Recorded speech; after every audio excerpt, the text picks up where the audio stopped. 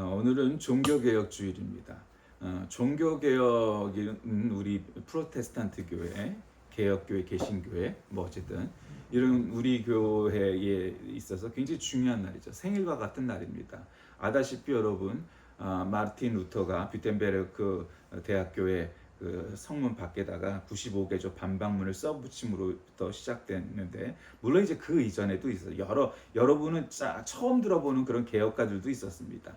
그러나 어쨌든 그런 사람들은 다 빼고 우리가 기억해야 될 만한, 그리고 지금 이 시대까지 굉장히 큰 영향력을 발휘하는 개혁가들은 크게 세 명입니다. 그럼 마틴 루터, 존 칼뱅, 그리고 존 웨슬리, 이렇게 세 명이죠. 이 사람들이 왜 지금까지도 기억해야 될 만한 사람들이냐? 왜냐하면 그들의 후계자들이 지금은 살아남았기 때문이에요. 그러니까 예를 들면 얀 후스라는 체코의 유명한 그 보헤미안 계통의 개혁가도 있지만, 여러분 역사라든가 신학을 공부하지 않는 한 후스라는 이름을 잘 기억 못하잖아요. 일반 분들은, 신자들은. 그러니까 그들은 빼고, 없다는 게 아니라 제일 중요한 세 사람이 그들입니다. 왜 그 세 사람들이 그렇게 유명하냐? 지금 살아남았기 때문이죠. 그들의 후계자들이. 우리나라는 사실 후암동 쪽에 가면은 루터 교회가 있죠. 중앙 루터 교회인가 아마 이름이 그렇게, 거기 본산 교회죠. 콩콜디아사도 바로 옆에 있고 그런데, 또 어쨌든 우리나라에서는 마틴 루터의 그 후계자들, 즉 루터 교회가 많지 않습니다. 그러나 독일에 가면 루터 교회가 굉장히 많고요. 그 북쪽으로 덴마크, 스칸디나비아 쪽으로 가면은 루터 교회가 굉장히 많습니다. 어쨌든 그렇고, 이 깔뱅의 교회는 여러분 많이 우리나라의 대다수가 장로교회잖아요. 그러나 또 세계적으로 장로교회가 대다수는 아니에요. 우리가 가끔 그걸 착각을 하는데, 세계적으로 보면은 이 깔뱅의 후예들이 넘버원은 아닙니다, 여러분. 우리나라에서 넘버원이니까 세계적으로 장로교회가 제일 많을 줄 알지만 안 그래요. 근데 어쨌든 거기에는 약간의 또 기억해야 될 게 있는데, 이 장깔뱅이 이 쯔빙글리하고 생각이 조금 달랐습니다. 옛날에 여러분 우리 성만찬할 때 쯔빙글리하고 깔뱅하고 성만찬에 대한 이해가 조금 달랐다고 했잖아요. 그게 왜 중요했느냐 하면, 그 중에 하나가 이 쯔빙글리하고 깔뱅이 서로 연합을 합니다. 그러니까 한 세력이 돼, 통합을 하는 거, 합당을 하는데 조금 생각이 달랐습니다. 근데 이제 우리나라 이 장로교파서도 그러고 좀 착각을 하고 있는 게 있는데, 예를 들면 어쩌면 총신대나 이 고신대나 아니면 합신대와 같이 굉장히 우리나라에서 상당히 오른쪽에 있는 교파들이 우리는 깔뱅이 후예다 이렇게 생각하고 있는 것 같은데, 근데 제가 볼 땐 그렇지 않아요. 역사적으로 보면 지금 우리나라의 굉장히 총신부터 오른쪽에 있는 사람들은 칼빈 쪽에 가까운 게 아니고 오히려 쯔빙글리에 가까워, 신학이. 오히려 비슷하지만 방향성에서 쯔빙글리에 가까워요. 그러면 이제 칼빈의 신학을 가장 잘 대변하고 있는 교단은 어디냐? 그건 통합이나 오히려 한신대 측이에요. 한신대는 조금 더 좌측으로 가 있지만 어쨌든 그래요. 그러나 어쨌든 쯔빙글리와 칼빈이 한 교파로 합치게 됩니다. 그래서 쯔빙글리가 좀 더 오른쪽에 있고 칼빈은 그거보다는 조금 왼쪽에 있었죠. 그럼 어쨌든 그런 거고, 그 다음에 이제 존 웨슬리는 사실 위대한 신학자는 아닙니다. 그는 그냥 목회자예요. 임상에서 그냥 선교 열심히 하고 설교 열심히 하던 목회자였죠. 원래는 성공의 사제였다가 나중에는 이제 감리교를 창립을 하게 되죠. 근데 이제 이 존 웨슬리가 신학자로서는 칼빈하고 대줄 만한 대비할 만한 어떤 그런 어떤 업적은 없지만, 그런데 이제 이 웨슬리 신학과 웨슬리의 후예들은 대단합니다. 미국에서 제일 큰 교단은 어디죠? 침례교회. 그 다음이 어디입니까? 감리교회. 그러니까 감리교가 미국에서도 두 번째로 큰 교파예요. 교단은 수도 없이 많으니까 빼고. 그러니까 그렇습니다. 그러니까 우리나라에도 감리교가 두 번째로 큰 교파잖아요. 그러니까 굉장히 중요해요. 그 다음에 감리교만 그런 게 아니고, 이 웨슬리안 계통의 신학에서는 이 감리교, 그 다음에 우리 성결교, 옛날에 하나님의 교회, 지금 이제 장로교로 넘어가서 이두조 다니게 됐지만, 그 다음에 구세군, 그 다음 순복음교회, 이런 교파들이 다 이 웨슬리안 계통에서 파생된 교파들이란 말이에요. 그러니까 우리나라에서도 감리교, 성결교, 순복음, 이걸 합하면 여러분 어떻게 되겠어요? 구세군은 교파가 크질 않으니까 그거 만만치 않죠, 그렇죠? 만만치 않아요. 그리고 세계적으로는 사실 이 웨슬리안 계통의 교회들이 넘버 원이라고 해도 사실 과언이 아닙니다. 그러니까 어쨌든 이런 세 명의 개혁가들이 있었으니까 서로 장단이 있죠. 예를 들면 마틴 루터의 이 루터 교회들은 어떤 문제가 있냐면 이런 문제가 있는 거예요. 이 사람들의 신학은 약간 이원론적이에요. 그러니까 칼빈의 신학은 이론론이에요. 하나님과 세속이 하나라는 거예요. 그러니까 니들이 세상 속에서 또 하나님 말씀대로 그대로 똑같이 살아야 된다는 거야. 하나님은 세속에 또 역시 깊이 관여하시고 그게 분리가 된 게 아니라는 거예요. 하나님의 세상과 하나님의 나라와 세상의 나라가 하나니까 똑같이 살아야 된다는 거예요. 근데 이제 루터의 개념이 약간 이원론 쪽이죠. 그러니까 야 성과 속은 별개의 문제인 거야. 야 믿음이 좋은 사람이 꼭 이 세상에서 꼭 잘 살란 법이 없고 세상 속에 잘 사는 사람이 꼭 하나님 나라에서 칭찬받고 꼭 그런 건 아니야. 그러니까 약간 이원론을 갖고 있으니까 어떤 문제가 발생했냐면 이 루터 신학의 문제는 2차 세계대전 때 히틀러한테 협조하면서 야야야 이거는 우리 신앙하고는 아무 관계가 없어. 그냥 우리는 이 세상이 흘러가는 대로 그냥 쫓아갈 뿐이야. 그러니까 이 히틀러 좀 빨아주고 사람 죽이는 거 아예 그냥 눈 감아주고 600만 명이 대수야. 예수님을 못 박은 유대인인데 그리고 뭐 전체 정해봐야 뭐 몇천만 명밖에 더 죽었어. 아예 그러니까 그냥 눈 감자. 이런 일이 발생한 거예요. 그 반대편에 있던 칼빈 계통의 개혁교회 계통의 고백교회라고 하는 데는 굉장히 열렬히 많이 반대를 했죠.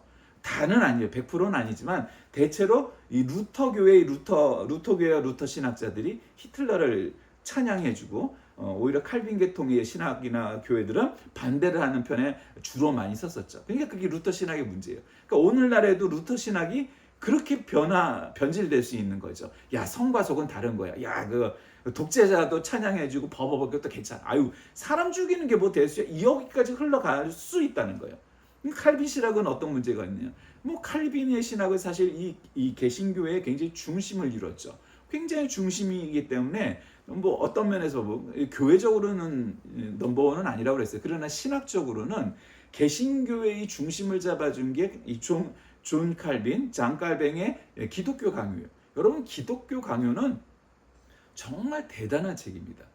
사실은 토마스 아퀴나스나 어거스틴, 아우구스티누스나 그런 사람들의 신학 대강 이런 책들이 있어요. 숨마 테올로게라고 또 그런 거가 있지만 제가 볼 때 성경 다음에 가장 위대한 신학 혹은 신앙에 관한 책을 꼽으라면 그건 기독교 강요를 꼽아야 될 것 같아요. 그만큼 어쨌든 대단한 책입니다. 굉장히 다양하고 굉장히 신학적으로도 풍성하고 인간이 생각할 수 있는 모든 철학적인 합리적인 생각들을 굉장히 성경적으로 신학적으로 잘 풀어냈어요. 그러니까 이 기독교 강요를 잘 공부를 하면은 사실은 성경에 대한 이해가 굉장히 쑥 올라가는 거죠. 그러니까 굉장히 위대한 신학자입니다. 근데 이제 어떤 문제가 있냐면 이 칼빈은 이 제네바에서 시작을 했잖아요. 거기서 하면서 이 재정 일치를 했어요. 정교 일치를 했어요. 여러분 정치와 종교가 하나가 되면은 굉장히 이상적일 것 같잖아요. 지금 이란 이슬람 공화국처럼. 그런데 문제는 그게 두 권력이 하나로 합쳐지다 보니까 너무 비대한 권력, 큰 권력이 생겨버리잖아요. 그러니까 사람이란 건 가만히 있으면 부패하기 마련이거든. 근데 너무 큰 권력을 갖고 있다 보면 종교와 정치가 서로 대비도 되고 서로 비판도 되고 서로 조화도 되고 이런 요소에서 오히려 더 안전하고 건강한 가능성이 높지, 정치와 종교의 권력을 한꺼번에 손에 쥔 시대에는 굉장히 어려움과 문제가 많아지게 돼요. 그런 문제가 있어서 굉장히 여지없이 버벅이면은 사형 많이 시키고 그래서 굉장히 잔인한 칼빈 이런 문제를 불러일으켰죠. 또 그럼 웨슬리 계통의 그런 교회나 신학은 어떤 문제가 있느냐, 어떤 장점이 있고 문제가 있느냐. 웨슬리 신학이 사실은 칼빈 신학에다가 살짝 보완을 했어요. 예를 들면 이런 거죠. 기본적인 개신교의 신학은 똑같은데 이 칼빈의 이중예정론은 생각하기 나름이에요. 야, 구원받을 사람과 구원받지 못할 사람은 이미 태초에 이미 정해져 있어 라고 생각을 하는 거죠. 근데 성경 어디에도 사실은 정말 그렇게 정해졌을까라는 성경적 기반도 사실은 좀 약해요. 있다고 우길 수는 있는데 아니 하나님께서 이미 태초에 정해놓으셨단 말이야. 그럼 인간은 뭔 죄야? 구원 못 받을 사람은 애초에 그렇게 됐다면 이런 문제가 생기죠. 논리적으로. 그러니까 물론 어떤 사람은 끝까지 잘 믿어서 천국 가고 구원받지만 어떤 사람은 끝까지 잘 믿다가 마지막에 삐끗할 수도 있는 거죠. 그런데 어떤 사람은 정말 평생을 예수 모르고 살다가 죽기 바로 전에 나 예수 정말 진심으로 믿어야지 하고 딱 몇 달 신앙생활 열심히 하다가 구원받을 수도 있잖아요. 그러니까 여러 가지의 케이스의 경우가 있기 때문에 이중 예정론이라는 거는 일리가 있지만 그러나 또 비판적인 요소가 있는 거죠. 그러니까 웨슬리는 뭐라고 얘기한 거냐면 웨슬리 신학은 만인 구원론을 얘기한 거죠. 야, 예수 잘 믿으면 누구나 다 구원받을 수 있지. 이중 예정이 돼갖고 누구는 구원받을 사람, 구원받지 못할 사람이 미리 정해져 있다고 말하는 거는 너무 강력해. 그거는 너무 오버한 거야. 이렇게 얘기를 하는 거죠. 그런 정도를 합친 거예요. 그리고 근데 이제 문제가 뭐냐? 웨슬리 신학은 이 칼빈 신학처럼 아주 그런 이런 기독교 강요의 그런 신학 체계처럼 체계가 돼 있지 않다 보니까 왔다 갔다 하는 게 있어요. 그러니까 예를 들면 우리가 오늘날에도 문제시하는 게 우리 교회 안에서 이런 게 있는 거예요. 요즘 특히 이 시대가 더 그런데 이 보수적인 장로교와 보수적인 침례교에서는 뭐 방언이라든가 신유라든가 뭐 이런 굉장히 것들을 반대를 많이 하죠. 그런 거 하지 마라. 하지 마라 해요. 그러나 보통 한국의 굉장히 중간 편에 있는 사람들은 뭐 방언이 뭐가 나빠 해도 돼. 괜찮아. 이런 거 허용을 하죠. 그러나 또 아주 또 은사주의, 그러니까 성결교회 굉장히 또 저기 강력한 사람들과 또 특히 순복음교회는 방언을 못하면 구원을 못 받다 이렇게 해서 이단으로 찍히기도 했던 시대가 있었어요. 그러니까 한마디로 이 웨슬리 신학의 문제점은 너무 은사주의에 빠지기가 쉬운 거죠. 이게 그런 흐름들이 있어요. 그러니까 어떤 신학, 어떤 교회든 장점도 있고 다 단점도 있는 거예요. 왜 이거를 오늘 설교의 도입부에서 이런 말씀을 드리냐? 그거는 오늘 이 디모데 전서 1장을 중심으로 해서 건전한 교훈, 이건 성경에도 지금 세번역 성경에도 건전한 교훈이라고 나와 있으니까 그렇게 나와 있기 때문이에요. 여러분 아다시피 이 디모데 전서 후서는 사도 바울이 자신의 신앙의 아들, 영적 아들인 디모데에게 보낸 첫 번째, 두 번째 편지다. 이렇게 생각하시면 되는 거예요. 그러니까 아들과 같은 목사야 디모데에게 편지를 보낸 거예요. 그러니까 얼마나 이 서신이 목회 서신이라고 하잖아요. 그러니까 이렇게 목회를 하고 이렇게 신앙생활을 지도해야 돼라고 가르치는 문서예요. 그러니까 아들과 같은 존재니까 정말 실제 친아들은 없었으니까 친아들 같은 존재였으니까 얼마나 정성을 담뿍 담고 또 사실은 얼마나 에센스를 갖다 담아서 아들과 같은 이 디모데에게 목회를 가르치고 교훈을 주려고 했을까요? 그는 오늘 이 본문에서 그래서 이 본문에도 그와 같은 이제 구절이 나오게 되는 거죠. 건전한 교훈을 가르치려고 하는 거다 이 말이에요. 그러니까 그런 게 있는 거죠. 그래서 뭐라고 말하냐면 내가 마게도니아로 떠날 때 그대에게 에베소에 머물러 있으라고 부탁해. 마게도니아가 여러분 어딘지 이제는 많이 아시죠? 마케도니아가 어디냐면 옛날 성경에는 마게도니아라고 그랬고 지금 세번역에는 마케도니아라고 그랬는데 그리스 위에 보면 북마케도니아라는 나라가 있어요. 옛날 알렉산더 대왕 때 그 지역이었는데 민족적으로는 그리스가 역사를 계승한 나라고 지역적으로는 지금 북마케도니아라고 이름을 지은 나라, 옛날 유고 연방에서 갈라진 나라 때문에 어쨌든 서로 굉장히 논란이 있다가 그럼 니네 북마케도니아라고 해, 그것까지 인정해 줄게 해서 그렇게 해서 결정이 났는데 어쨌든 거기쯤이라고 생각하시면 돼요. 에베소에 머물러 있으려고, 여긴 소아시아죠. 지금의 터키 정도 되는 있으라고 부탁하였습니다. 그러면서 거기서 어떤 사람들을 다른 교리를 가르치지 못하도록 명령하고 이렇게 하면서 신학과 끝없는 족보이학의 정신을 팔지 못하도록 명령할까. 여러분 여기 얘기가 나오죠. 참 여러분 사도 바울은요 사실은 우리까지 이 성경과 신학이 전해져 내려오는데 신학 성경을 세운 건 사실 사도 바울이라고 해야 돼요. 그 다음에 이제 중세쯤 되면 이제 어거스틴이나 아퀴나스가 나타나고 그 다음에 이제 칼빈이 나타나고 이런 거예요. 이 사람들의 시대는 대단한 신학자들이죠. 이 세 시대가 사실은 오늘날의 개신교회의 신학을 만들었다고 해도 과언이 아니에요. 그런데 뭐라고 해요? 신화와 끝없는 족보 이야기의 정신을 팔지 마라. 이렇게 얘기하는 거죠. 이 명령의 목적은 깨끗한 마음과 선한 양심과 거짓 없는 믿음에서 우러나오는 사람을 불러일으킵니다. 그런데 몇몇 사람은 이런 목적에서 벌어서 쓸데없는 토론에 빠졌습니다. 그러니까 여러분 고린도 교회의 경우에도 고린도 전서 후서도 다 사도 바울이 고린도 교회에 보낸 편지지만 거기도 가면은 그렇게 하잖아요. 야 나는 바울한테 세례를 받았으니까 나는 바울파, 나는 베드로에게 세례를 받았으니까 나는 베드로파. 아니야, 그런 게 아니고 우리는 그리스도 예수만 믿어야 돼. 우린 그리스도파. 뭐 이런 식으로 자꾸 파벌을 만들고 신학을 만들고 자꾸 분파를 하려고 하는 거죠. 여러분 그게 꼭 건강한 건 아니라 물론 개신교회가 굉장히 많은 교파를 갖고 있죠. 근데 그거는 그러고서 협력을 한다면 문제가 안 되지만 그렇게 갈라지는 건 꼭 옳은 거는 아니에요.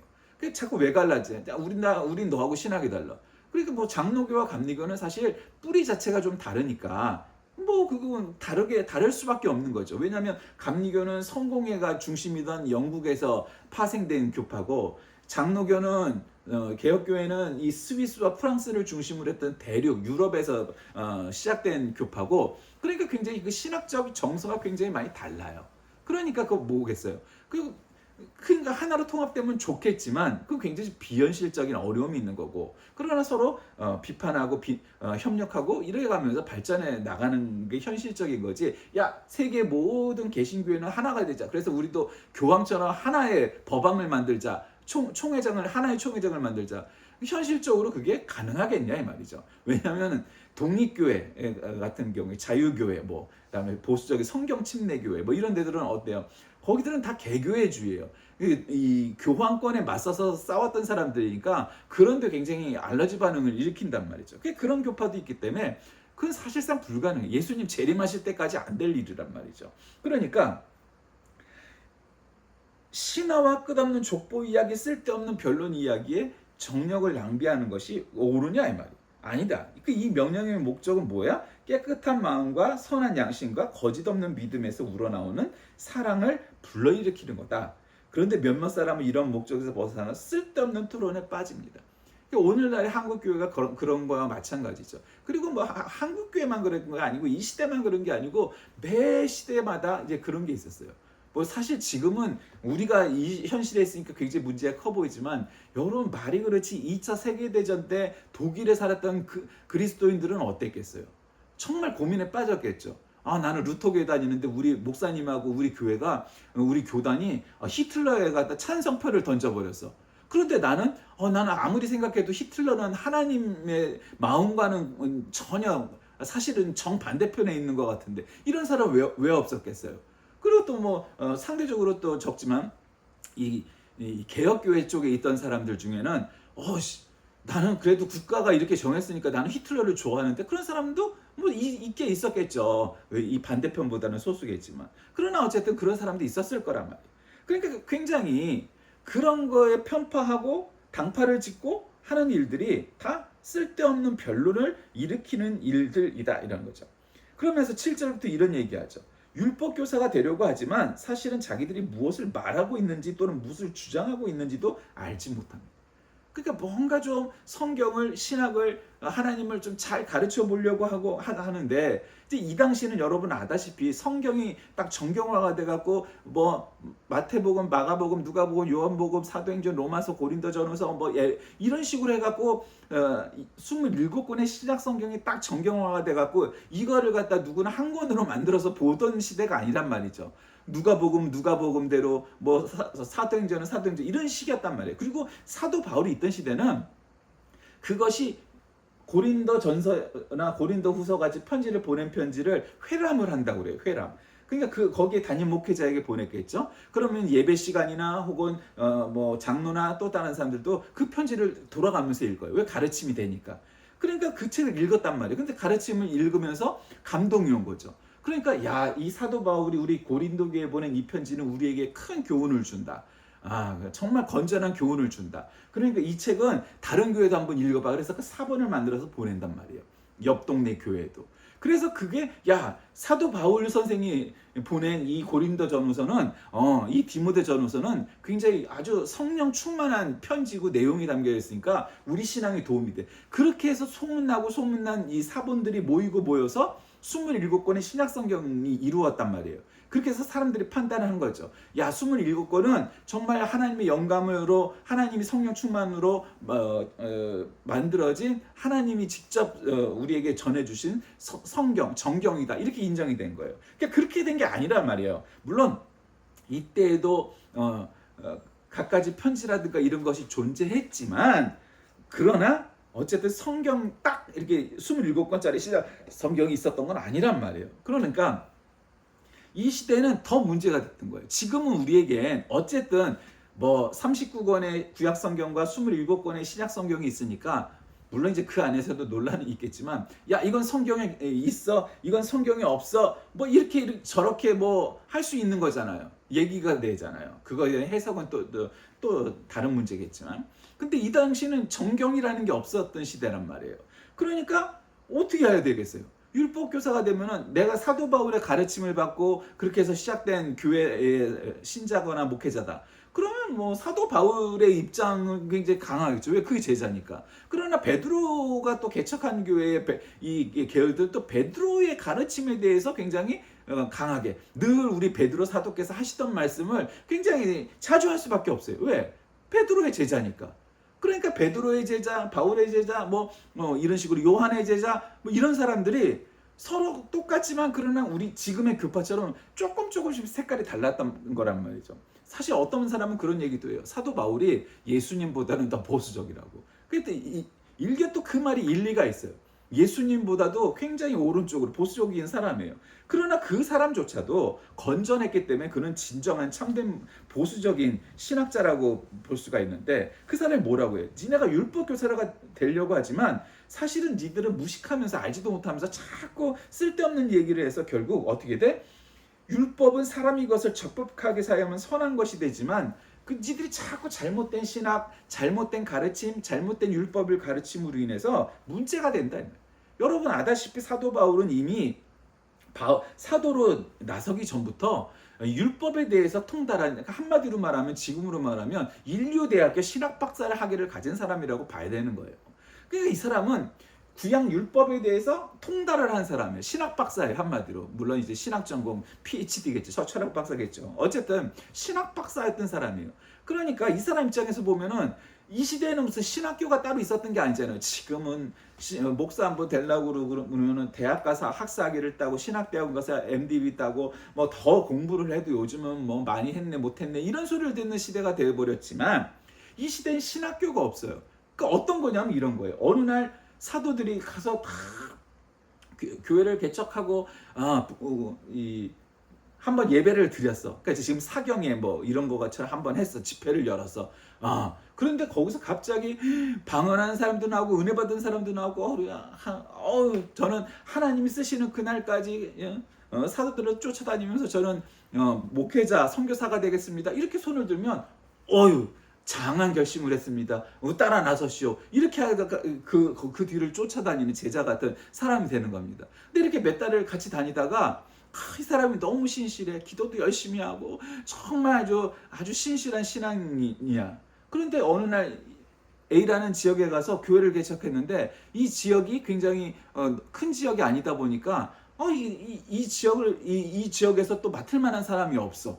그러면은 그 사람이 몇 달 전에 은혜 받고 뭐 방언 받고 이래서 은혜 받았던 사람이 그러면 당신 여기를 좀 목회하시오. 그러면 그 사람 남아서 책임자가 돼서 목회를 하고 그런 시대였단 말이에요. 무슨 신학교가 따로 있던 시대가 아니에요. 이 사람이 두세 달 전만 해도 그냥 예수의 예자도 모르던 사람이 갑자기 어느 날 은혜도 받아갖고 목회를 시작하면은 아는 게 뭐가 있겠어요, 사실은. 그냥 두세 달 동안 주사 들은 거밖에 없단 말이에요. 그러니까 옛날에 그런 제가 얘기했었잖아요. 저도 전해 들은 얘기예요. 시골 교회에 주일학교 교사를 하던 선생님이 있었는데 그 목사님이 맨날 이렇게 하다 그 사람도 믿은 지가 얼마 안 됐어. 그러니까 얼마 안 되니까 뭘 몰라. 뭘 모르는데 그냥 열정을 갖고 뭐 성경 이야기를 옛날 이야기하듯이 그냥 열심을 가르쳤어. 너무 좋아. 그런데 어느 날 이렇게 목사님이 가고 주일학교 예배를 드리는 걸 봤더니 예배를 다 끝난 다음에 주일학교 교사가 손을 들고 축도를 하더라는 거예요. 그 축도는 목사만 전도사도 장로도 안 되고 목사만 할 수 있다는 것도 몰라. 그 열심과 그 열정은 너무 정말 칭찬받을 만하지만 뭣도 모르고 지가 축도하고 있네. 그런 사람이 있었다는 거예요. 저도 전해 들었어요. 그 얘기를. 그러니까 마치 율법 교사가 그 시골의 주일학교 교사가 축도하듯이 뭣도 모르고 자꾸 그런다 이 말이에요. 그건 아니라는 거죠. 예. 뭐 축도한다고 세상이 깨지고 뭐 망가지고 하는 건 아니지만 그것의 자격을 저기 한 거는 아무나 하는 게 아니에요. 원래 목사도 장로죠. 가르치는 장로, 치리하는 장로. 그러나 왜 유독 가르치는 장로인 목사야만 축도를 할 수 있게 이렇게 법으로 만들어 놨겠어요? 다 의미가 있는 얘기겠죠. 그러니까 율법교사가 되려고 하지만 사실은 자기들이 무엇을 말하는지 무엇을 주장하고 있는지도 다 모른다는 거예요.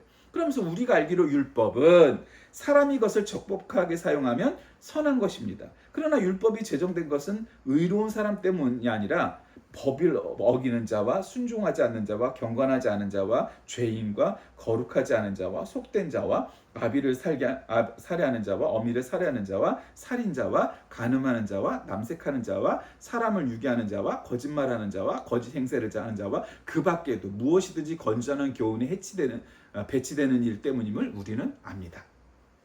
여러 가지 죄악이 나오죠. 여러분 그래도 눈에 띄는 게 있겠죠. 뭐 법을 어기는 자, 뭐 요즘 시대 너무 많죠.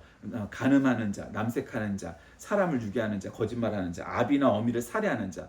그러니까 우리는 지금이 말세야 말세 그렇지만 2000년 전에도 아비나 어미를 살해하는 자가 종종 나왔던 거죠. 대개 이런 경우는 어떤 경우일까요?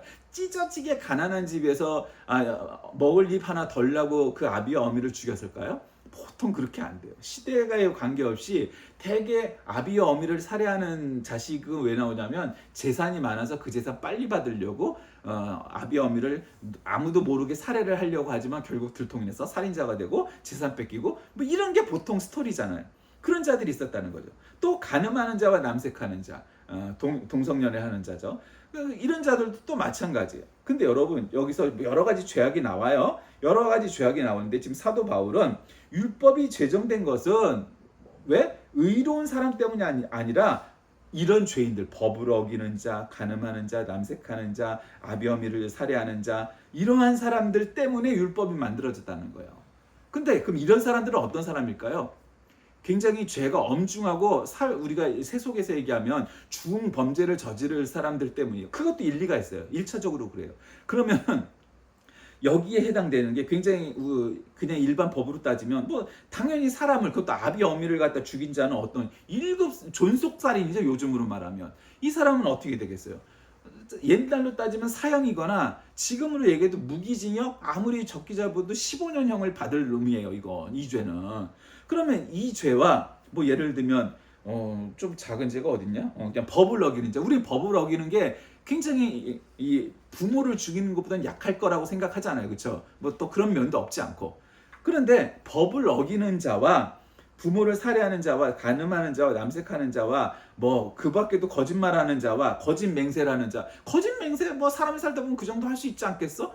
그럴 수 있죠. 거짓말하는 놈이 세상에 어디 있어? 그렇죠?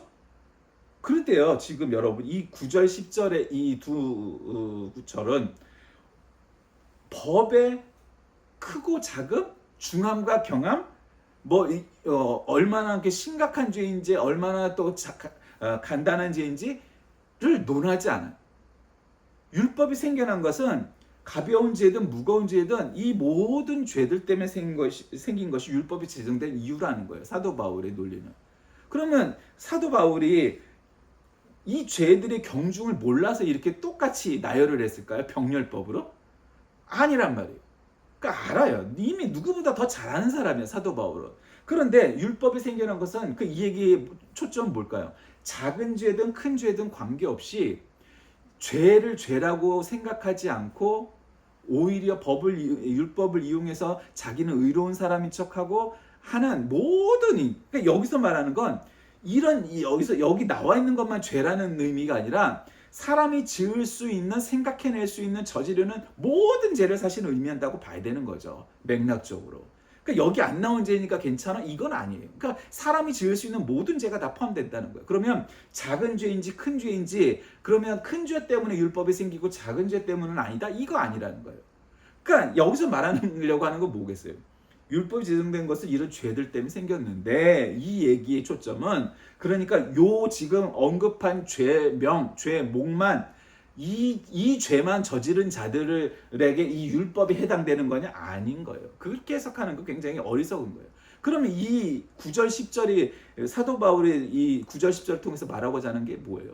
모든 사람에게 적용이 되는 것이 율법이라는 거예요. 죄 안 지은 사람이 어딨냐? 모든 사람이 대죄인인데, 물론 어떤 사람은 작은 죄, 적은 죄, 경한 죄를 짓고, 어떤 사람은 큰 죄, 무거운 죄, 중한 죄를 짓지만, 그러면 가벼운 죄를 지은 사람에게는 율법이 필요 없고 중한 죄를 지은 사람에게는 율법 필요하냐? 아니라는 거예요. 똑같다는 거예요. 모든 사람에게 다 율법이 필요하다는 거예요. 모든 사람에게 다 하나님의 말씀, 하나님의 복음이 필요하다는 거예요. 구약 시대는 그래서 율법이 필요했다는 거예요. 그런데 지금 신약 시대가 되면서 율법을 이긴 뭐가 나왔어요? 하나님의 복음, 하나님의 은혜, 예수 그리스도의 사랑, 이런 게 나왔다는 거예요. 그래서 건전한 교훈을 가르쳐야지 뭔가 편도되고 자꾸 그러면 안 돼요.